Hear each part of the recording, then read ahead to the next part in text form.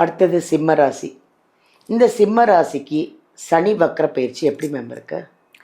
சிம்மம் வந்து பார்த்தீங்கன்னா மேடம் அஷ்டமத்து சனியில் இருக்காங்க. அஷ்டமத்து சனியில் இருந்தாலும் குருனோட பார்வை வந்த பின்னாடி குருனோட 9ஆம் பார்வை சனி மேலே பட்டதுனால சனி ஆல்மோஸ்ட் நல்லிஃபை ஆகிட்டாரு.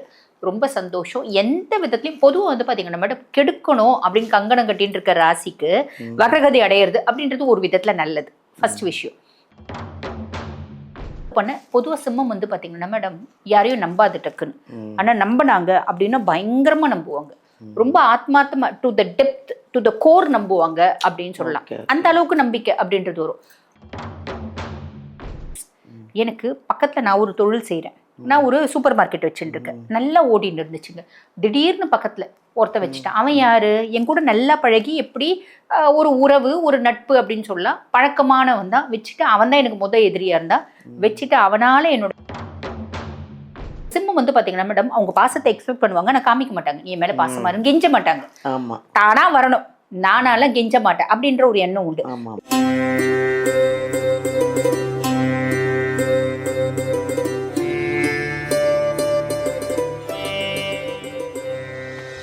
ஹாய், எல்லாருக்கும் வணக்கம். This is Balambika. உலகமெல்லாம் பார்த்துட்டு இருக்கிற எங்கள் ஜோதிடர் யுகம் சேனல் அனைவருக்குமே வணக்கம். ஏன்னா அவ்வளோ ரசிகர்கள், அவ்வளோ ஃபேன்ஸ் இருக்கீங்க எங்களுக்கு. நீங்கள் உங்களுடைய கமெண்ட்ஸ் எல்லாம் பார்த்து நாங்கள் இன்னும் என்ன கொடுக்கணும், உங்களுக்காக என்ன பேசணும் அப்படின்னு நாங்கள் இன்னும் ரெடி ஆகிட்டுருக்குறோம். அப்போது அதுக்கெல்லாம் நீங்கள் தானேங்க காரணம். ஸோ வியூவர்ஸ், உங்களுக்கெல்லாம் நாங்கள் நிறைய தேங்க்ஸ் சொல்லணும். ரொம்ப நன்றி. எங்கள் சேனலை இந்தளவுக்கு நீங்கள் பிரம்மாண்டமாக கொண்டு வந்ததுக்கு ரொம்ப நன்றி. அடுத்தது சனி பெயர்ச்சி இப்போ தாங்க முடிஞ்சுது. ஆனால் சனி வக்ர பெயர்ச்சின்னு ஒன்று இருக்கான். அப்படின்னா என்ன? சனி வக்ர பெயர்ச்சின்னா என்ன?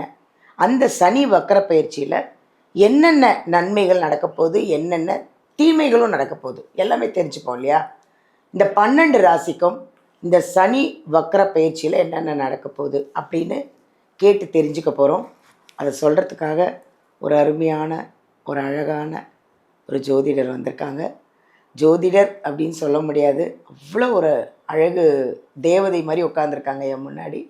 அப்படி ஒரு ஜோதிட சிரோன்மணி டாக்டர் தீபா அருளாளன். உங்களுக்கு கண்டிப்பாக அவங்கள நல்லா தெரிஞ்சிருக்கும். நீங்களாம் அவங்களுக்கு நிறைய ஃபேன்ஸாகவும் இருந்திருப்பீங்க. நான் முதல்ல அவங்களோட ஃபேனு. நிறைய கேட்டு தெரிஞ்சுப்போமே. இந்த சனி வக்கர பயிற்சியில் எவ்வளோ விஷயங்கள்லாம் அவங்க சொல்கிறாங்க 12 ராசிக்கும் அப்படின்னு நம்ம அவங்கள கேட்டு தெரிஞ்சுப்போம். அவங்களே சந்திப்போமா? வாங்க அவங்கள பார்க்கலாம். வணக்கம் மேம். வணக்கம் மேம். மேம், இப்போது சனி வக்கர பயிற்சி அப்படின்னு ஒன்று இருக்குது. இப்போ தான் சனி பயிற்சியே முடிஞ்ச மாதிரி இருக்குது. அதுக்குள்ளேயும் சனி வக்கர பயிற்சியா அப்படின்னா என்ன அப்படின்னு நாங்கள் யோசித்த நேரத்தில் நம்ம தீபா அருளாளன் மேடம் தான் இருக்காங்களே, அவங்கள கேட்டு தெரிஞ்சுக்கலாம் அப்படின்ட்டு உங்களை கேட்கலான்னு இருக்கோம். இப்போ இந்த சனி வக்கர பயிற்சி அப்படின்னா என்ன, முதல்ல அது சொல்லுங்க மேம். பொதுவாக வந்து பார்த்தீங்கன்னா சனி பகவான் ஒரு ராசியிலேருந்து இன்னொரு ராசிக்கு வந்து பெயர்ச்சி ஆகிறத சனி பெயர்ச்சி அப்படின்னு சொல்லுவோம். சனி பகவான் ஒரு ராசியிலேருந்து இன்னொரு ராசிக்கு பெயர்ச்சி ஆகி ஒரு ராசியில் வந்து பார்த்தீங்கன்னா ஏறக்குறைய 2.5 வருஷம் சஞ்சாரம் பண்ணுவார். இருக்கிறதுலேயே அதிக நேரம் ஒரு ராசியில் சஞ்சாரம் பண்ணக்கூடிய பிளானட் யாரு, கிரகம் யாரு அப்படின்னா சனி பகவான். அதனால தான் சனியை பார்த்து எல்லாருமே பயப்படுவாங்க.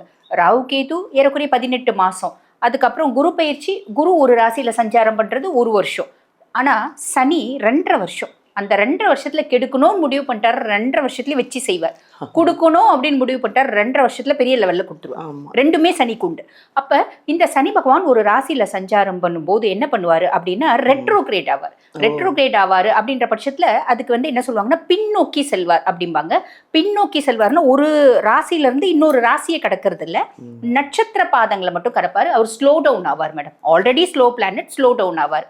இதை தான் வந்து பார்த்தீங்கன்னா சனி வக்ரகதி அடையிறது, சனி வக்ர பயிற்சி அடையிறது அப்படின்னு சொல்லலாம். சனி பகவான் இப்போ மீனத்திலே தான் இருக்கார். மீனத்திலே இருந்தாலும் இப்போ வந்து பார்த்தீங்கன்னா ரேவதியில் இருக்காரு. ரேவதி நட்சத்திரத்தில் சஞ்சாரம் பண்ணுறாரு. 8-10 வரைக்கும் ரேவதியில் இருப்பார். அதுக்கப்புறம் 9-10லேருந்து உத்திரட்டாதி அவரோட சொந்த நட்சத்திரத்தில் வந்து பார்த்தீங்கன்னா சஞ்சாரம் பண்ண ஆரம்பிப்பார். பொதுவாக சனி மற்ற நட்சத்திரத்தில் இருக்கிறத விட அவரோட சொந்த நட்சத்திரத்தில் பலம் அதிகம். நல்லது செய்யணும்னாலும் பெரிய ரொம்ப ஸ்ட்ரென்த்தாக செய்வார், கெடுக்கணும் அப்படின்னாலும் ரொம்ப இன்டென்சிஃபைடாக செய்வார். அந்த விதத்தில் ஒவ்வொரு ராசிக்குமே இம்பாக்ட் அப்படின்றது இருக்குதா மேடம் செய்யுது. இப்போ நிறைய பேர் என்ன நினைப்பாங்களா மேடம், நீங்கள் கேட்ட மாதிரி தான், இப்போ தான் சனி பயிற்சியை பற்றி சொன்னாங்க, அதுக்குள்ளே சனி வக்ரகதி சொல்கிறாங்க, இந்த அஸ்ட்ராலஜர்ஸ்க்குலாம் வேலையே இல்லை அப்படிம்பாங்க. ஆனால் உண்மை என்ன அப்படின்னா மேடம், இதெல்லாம் சூக்ஷ்மமாக நம்ம தெரிஞ்சுக்கணும். நல்லது நடக்க போகுது அப்படின்னாலும் நாங்கள் ஒரு இன்ட்டு கொடுப்போம், அதை சார்ந்து நீ பல முடிவு எடுக்கலாம், முக்கியமான முடிவு. கெட்டது நடக்க போகுது அப்படின்னாலும் நாங்கள் உங்களை எச்சரிக்கிறோம், அதை சார்ந்து நீ ஒரு சிலத்துல உஷாரா இருக்கலாம். நம்பிக்கை இல்லாதவங்க யோசிக்க வேண்டியதில்லை, பார்க்கவும் வேண்டியதில்லை. ஆனால் நம்பிக்கை இருக்கிறவங்க பிளானட்ஸ் நெவர் சே இல்லை மேடம். இது எங்க சின்ன வயசுல இருந்து நாங்கள் கேட்டு கேட்டு வளர்ந்தது. பிளானட்ஸ் நெவர் சே இல்லை, பிளானட்ஸ் ரூல்ஸ் த வேர்ல்ட் அப்படிம்பாங்க. அப்ப நம்ம நினைக்கிறோம் நம்மளோட புத்திசாலித்தனத்தினால நம்ம வாழறோம் அப்படின்னு. நீ உன்னோட புத்திசாலித்தனம் சுடர் விட்டு எரியறதுக்கும் கிரகங்கள் காரணம், உன்னோட புத்திசாலித்தனம் மங்கி போறதுக்கும் கிரகங்கள் காரணம் அப்படின்றத புரிஞ்சுட்டு நாங்க சொல்ற ஹின்ஸை கொஞ்சம் காஷியஸா ஃபாலோ பண்ணாங்கன்னா நல்லது மேடம். சூப்பர், ரொம்ப அழகா சொன்னீங்க. சனி வக்ர பயிற்சி அப்படின்னா என்னன்னு உங்களுக்கு நல்லா இப்போ புரிஞ்சிருக்கும், தெளிவாக சொல்லியிருக்காங்க மேம். இப்போ இந்த சனி வக்ர பயிற்சியில் இந்த 12 ராசிக்கும் என்னென்ன நன்மைகள் என்னென்ன தீமைகள் நடக்க போகுதுன்னு பார்க்கலாமா? கண்டிப்பாக மேடம். அடுத்தது சிம்ம ராசி. இந்த சிம்ம ராசிக்கு சனி வக்ர பயிற்சி எப்படி மேம் இருக்கு? சிம்மம் பார்த்தீங்கன்னா மேடம் அஷ்டமத்து சனியில் இருக்காங்க. அஷ்டமத்து சனியில் இருந்தாலும் குருனோட பார்வை வந்த பின்னாடி, குருனோட 9ஆம் பார்வை சனி மேலே பட்டதுனால சனி ஆல்மோஸ்ட் நல்லிஃபை ஆயிட்டாரு. ரொம்ப சந்தோஷம். எந்த விதத்துலையும் பொதுவாக பார்த்தீங்கன்னா மேடம், கெடுக்கணும் அப்படின்னு கங்கணம் கட்டின்னு இருக்க ராசிக்கு வக்ரகதி அடையிறது அப்படின்றது ஒரு விதத்தில் நல்லது, ஃபர்ஸ்ட் விஷயம். ரெண்டாவது விஷயம், குருனோட பார்வை ரொம்ப நல்லது. அப்போ இவங்களுக்கு பார்த்தீங்கன்னா வக்ரகதி அடைஞ்சிருக்க காலகட்டத்தில் என்ன நடக்கும் பாசிட்டிவா அப்படின்னா, இது வெறும் பாசிட்டிவ் தான். என்ன நடக்கும் அப்படின்னா, சனி பகவான் பார்த்தீங்கன்னா 6 மற்றும் 7க்கு அதிபன் சிம்மராசி என்பர்களுக்கு. அப்போ 6ஆம் பாவத்துக்கு அதிபன். எனக்கு கடன் நிறைய இருக்குப்பா, நான் ஒரு தொழில் ஆரம்பித்தேன். இந்த அஷ்டமத்து சனி பார்த்தீங்கன்னா சனி அஷ்டமத்து சனியாக வரத்துக்கு ஒரு 3 மாதம் 6 மாதத்துக்கு முன்னாடி இருந்தே நான் உன்னை எந்தெந்த ஆஸ்பெக்ட்லாம் கெடுக்கலாம் சனி பிளான் பண்ணுவார். பிளான் பண்ணி அந்தந்த ஆஸ்பெக்ட்லாம் கெடுப்பார். அப்போ சனி பகவான் அஷ்டமத்து சனியாக வரத்துக்கு ஒரு 6 மாதம் முன்னாடி நான் ஒரு தொழில் ஆரம்பித்தேன், மொத்தமாக ஊற்றிக்கிச்சு அப்படின்ற மாதிரி நிறைய சம்பத்துக்கு உண்டு. நிறைய பார்த்தீங்கன்னா தொழில் சார்ந்த கஷ்டத்தை அனுபவித்தேன், குடும்பம் சார்ந்த பிரச்சனைகள் அனுபவித்தேன். ரொம்ப இளம் வயசு பிள்ளைங்க ஒரு பிள்ளைய ரொம்ப நம்பினேன், ரொம்ப லவ் பண்ணேன். பொதுவாக சிம்மம் பார்த்தீங்கன்னா மேடம் யாரையும் நம்பாது டக்குன்னு, ஆனால் நம்பினாங்க அப்படின்னா பயங்கரமாக நம்புவாங்க, ரொம்ப ஆத்மார்த்தமா to the depth to the core நம்புவாங்க அப்படின்னு சொல்லலாம். அந்த அளவுக்கு நம்பிக்கை அப்படின்றது வரும். அவ்வளோ நம்பினேன். அதே மாதிரி பிஸ்னஸ் ஒரு எனக்கு நட்பாக வந்தாங்க, நல்லா பழகுனாங்க. அவங்க தான் பார்த்தீங்கன்னா உலகத்துலேயே ரொம்ப நல்லவங்க நான் நம்பினேன், அவங்கள நம்பி ஆரம்பித்தேன், பிஸ்னஸ் ப்ராப்ளம் ஆயிடுச்சு. இப்படி சொன்ன சிம்மத்தை நாங்கள் பார்க்குறோம். அதே மாதிரி ரொம்ப இளம் வயசு பிள்ளைங்க ஒரு காதல் அப்படின்றதுல ரொம்ப கஷ்டப்பட்டு ட்ராப் ஆகி அதுலேருந்து வெளியே வரவே முடியாமல் கஷ்டப்பட்டாங்க, அந்த மாதிரி பார்த்தோம். அதே மாதிரி கடன். எனக்கு பாருங்க, நான் ஒரு பிஸ்னஸ் ஆரம்பிக்கலாம்னு ஐடியா தான் சொன்னேன். நான் கடன் கொடுக்குறேன், நீ ஆரம்பி, அது பண்ணலாம் இது பண்ணலாம், வீடு கட்டணுமா, நான் நட்பு ரீதியா இப்போ உறவு ரீதியா ஒரு கடன் அப்படின்றது வாங்கிட்டாங்க. கொடுக்கும்போது அவங்க பார்த்தீங்கன்னா உருகி இந்த நீ இதை வச்சுக்கோ, நீ அப்போதான் நீ நல்லா இருப்ப அப்படின்ற மாதிரி என் மேலே ரொம்ப அக்கறை செலுத்தி கடன் கொடுத்தாங்க.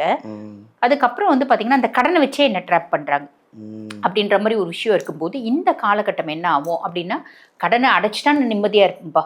எனக்கு அந்த பர்சன் கிட்ட கடன் வாங்கிட்டேன், 2-3 பேர்கிட்ட கடன் வாங்கிட்டேன், அவங்க என்னை கழுத்தை பார்த்தீங்கன்னா நெரிக்கும் கடன் பிரச்சனை அப்படின்றது எனக்கு வந்துருச்சு.